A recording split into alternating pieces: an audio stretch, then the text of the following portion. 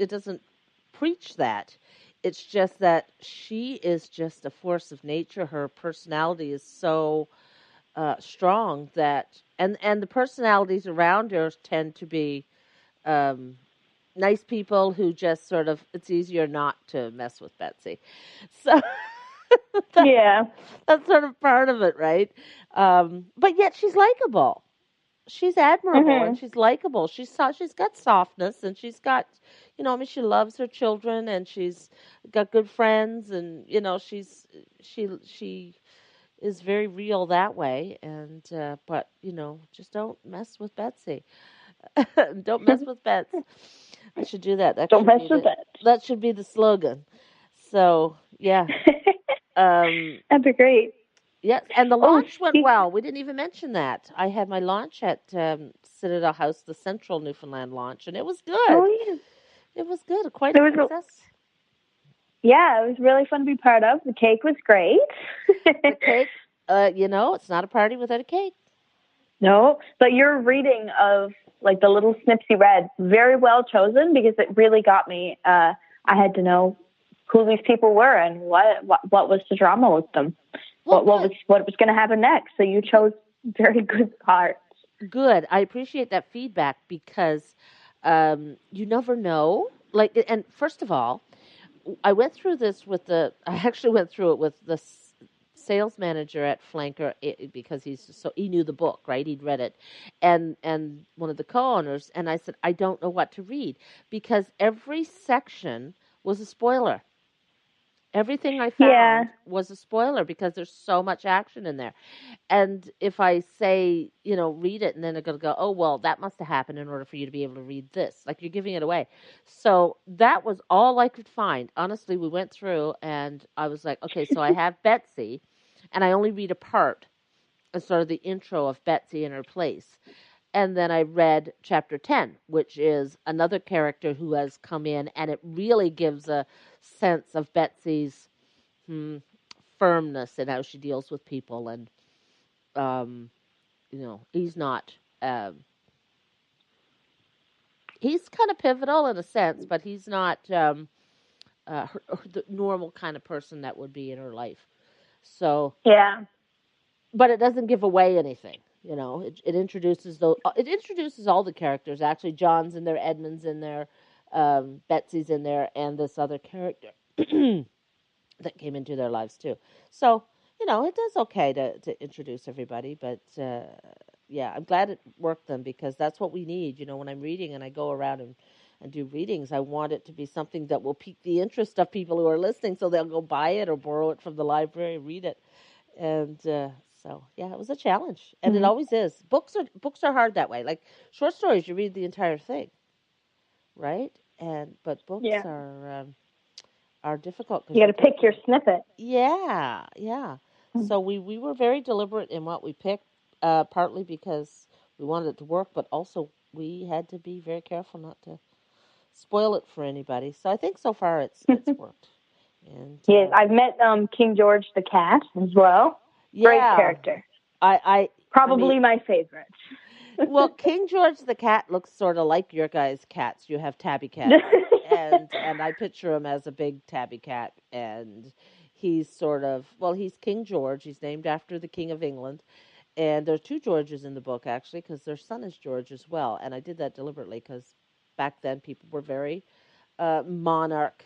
Um, they followed the king, and he was Yeah. given a value, so they would name babies and cats after him. So King George the cat is a character in the book, and he weaves himself in and out of their situations, and yeah, he's I like him, but he's the cat, so he's sort of got to be there, right? And everybody would have had a cat.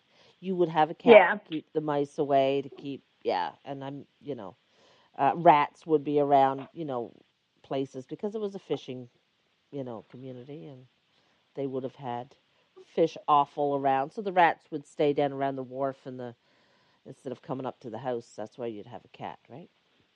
Yeah. So, Well, yep. I wanted to mention a couple more things because I think we gotta keep Yep. moving. Yes, let's keep it We got an moving. interview to go to.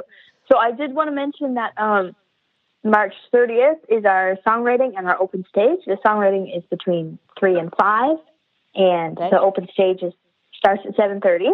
Is that a Saturday? And I believe that is a Saturday. Yep. Right, it is because I'm away that Saturday, but I'll be back in time for the evening stuff. I have a book signing. I have a book signing in Eastport at Beaches Library that day. Very good. Yeah, so people in Eastport, if you're listening, that's March 30th. Yeah. Carolyn will be out your way with her new book. I'm excited. Which we've just discussed. It's quite good. Yeah, I'm excited. I've been out there before last year, and this year I've been invited back. So I'm excited about that. They were at the Writers in Winter. The late people that run it were there. They're the board members, and they invited me back down with this book. So yeah, I'm excited. I love it down there. It's so gorgeous. And yeah. So you've got some things with Beyond to talk about as well, don't you? Well, I did want to mention that Beyond the Overpass, which they are all youth theater now. They don't do community theater anymore. They do youth theater. They have programs all year round. So this year, the program now is finishing up on the 24th of March, and they will all be performing. So what happened was they divided all the kids into different groups, and each group created from start to finish a production. So they had to be between 20 and 30 minutes long. So I think there's 4 or 5 groups. And so I can't tell you what the productions will be, but when I see how much, and they've given them no limits, they can address topics that are heavy and current. So we have young people in theater, so they're addressing topics that are very,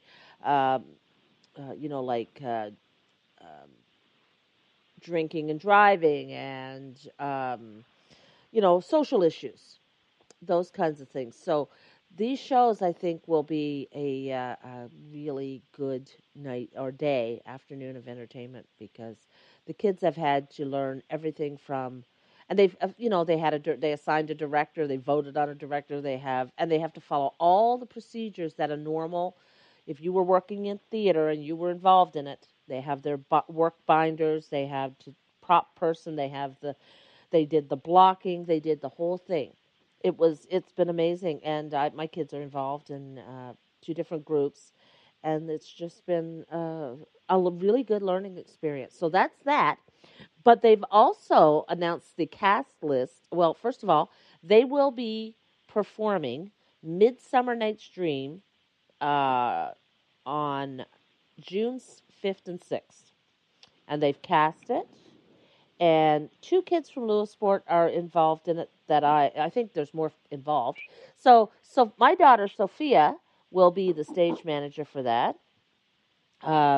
Martina is playing Puck and Philostrate. She has 2 parts in that. And Paige Sargent is playing Helena, one of the lead roles. So I think it's going to be a fantastic, and I know who the others are, but I don't have the list in front of me, but they're from Gander and surrounding area. And I think it's going to be a wicked performance. Midsummer Night's Dream is just a marvelous play, and it's got all these magical fantasy elements that I think is really good for kids to hone their abilities on. And so I'm really excited. So that'll be coming up.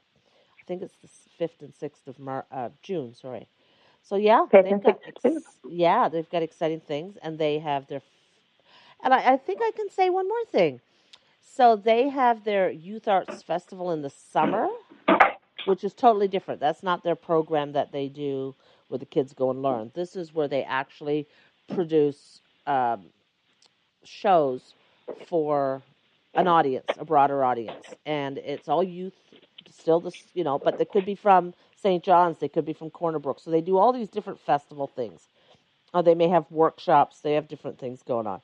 So Sophia has been offered a job with them this summer. Good for her. Yeah, she's going to be a stage manager.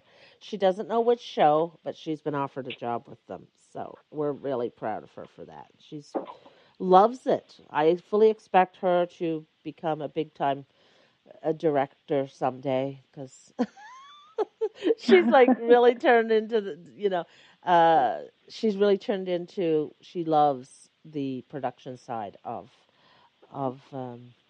theater, and so she's like, I think I may want to go and do that someday. So I'm like, you do whatever you want to do.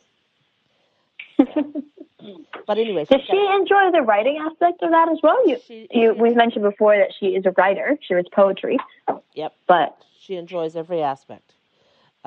hmm. But I think it's because she's a bit like her mother. She likes to be in charge. Um, that she really loves the production end of it and being overseeing and organizing all these different aspects and keeping it, and she's really good at it, and she's got a personality that's not it's not overbearing. She's able to pull a team together and really sort of nurture everybody but get the job done at the same time and get them getting the job done. And so I think it's all of those pieces that this is a niche, that she's found that she's good at, and really really enjoys. That's what they do all the time. They do their schoolwork and they work on their drama stuff. It's amazing because it's a lot of work. Like they'll be here at Mm-hmm. midnight on Saturday night working on organizing the blocking for this and that. And Martina's doing um, she's the director of the play that they did in the group setting, and she's working on that at 11 o'clock at night, trying to get it all organized Saturday for the next day on Sunday. And they're just really responsible. They all of them, like not just my kids, all the kids in this program are just team. They're just so good at the team playing, and which is the biggest lesson they learn. Is Mm-hmm. collaboration and teamwork and cooperation. And I love it, and I just feel like it's just a wonderful thing. So if anybody has kids who are even remotely interested in theater, or if they're not interested in acting, there's this side of it too. Check out Beyond, and you don't have to live in Gander. I mean, we commute. It's 40 um, minutes on a Sunday, and we just do it, and we go. I go hang out at the Jumping Bean, or we carpool, and it's doable. So I have to give a plug for what they're doing in Gander. They're doing really good work for kids. Yeah. Yeah. I've seen one production, Peter and the Starcatcher, last year, and it kind of blew my mind. So I would It. definitely recommend I was. checking out whatever they're up to this year. I really think that people just don't know how good these kids are, or the seats. We couldn't put out enough shows. I really do. I think if as it grows, especially the Youth Arts Festival, will give a taste of it. Um, the word will get out, and people will have to go to these productions because they will find out that they're missing out on some high caliber entertainment. Because, like you said, Peter and the Starcatcher was. I saw my kids rehearsing, and I had no idea how amazing it was going to be. No clue. I was just blown away by it. And yeah, Jamie Harding and Leslie Hewlett have something special going on in there. So, yep, and they're great people too. They're really, really good people. So, anyway, we should, as you say, wrap it up, wind it up, and because you actually talked to some really good people this week for our episode.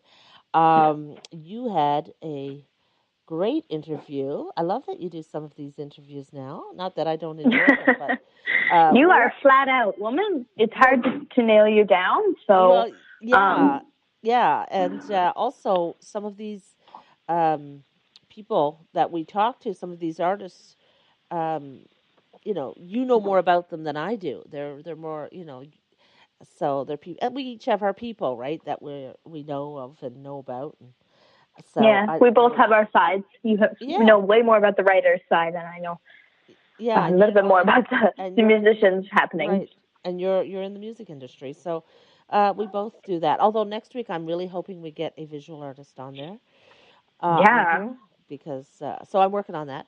Anyway, so who do you have for us? Tell the Hey, people. so I sat down and had a good old video chat actually with Jordan and Kirsten from Quote the Raven. They're out of St. John's. They're going to be heading on an Atlantic and Ontario tour um, in April. So I guess just a month away now. Goodness gracious, time is flying.